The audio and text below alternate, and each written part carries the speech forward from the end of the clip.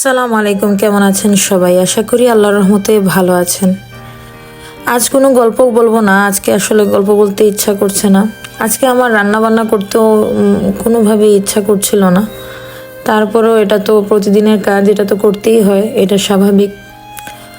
তাই ভাবলাম রান্না যখন করছি একটু হলেও ভিডিও করি। পরিবারের সবাই একটু উৎসাহ দিচ্ছিল, করো, এটা কি এমন একটা পেজ গেছে তো কি হয়েছে। আজকে অন্যমনস্ক ছিলাম, রান্না বান্না করার কোনো ইচ্ছাই আমার ছিল না। আসলে আমার একটা জিনিস অনেক খারাপ লাগে, হয়তো আমি এমন, হয়তো আর কেউই এমন না।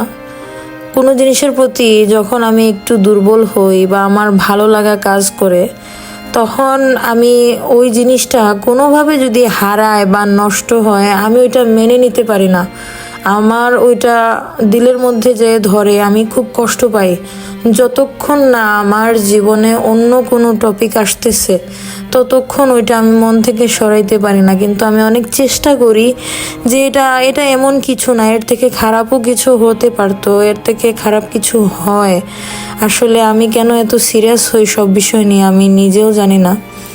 আমার অনেক খারাপ লাগছিল, কারণ আমার যে পেজটা গেছে, ও পেজ গেলে পেজ আসে, ওইটা তেমন কোনো বিষয় না।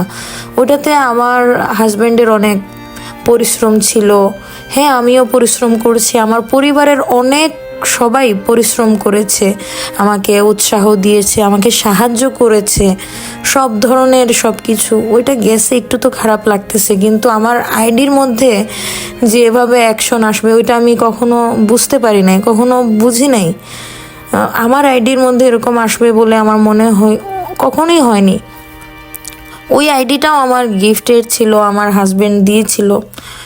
তো ওই আইডিটা চলে গেছে, ওইটা মনে হলেই একটু খারাপ লাগে। আসলে একটা জিনিস শিখার আছে যে দুনিয়াতে আসলে কোনো জিনিস চিরস্থায়ী না, সব জিনিসই ক্ষণস্থায়ী। ক্ষণিকের এই দুনিয়ায় অনেক কিছুর উপরে আমাদের মায়া লেগে যায়। যাই হোক, আজ এ পর্যন্তই। আপনারা ভালো থাকবেন, অবশ্যই আমার পাশে থাকবেন, দোয়া করবেন। আল্লাহ হাফেজ।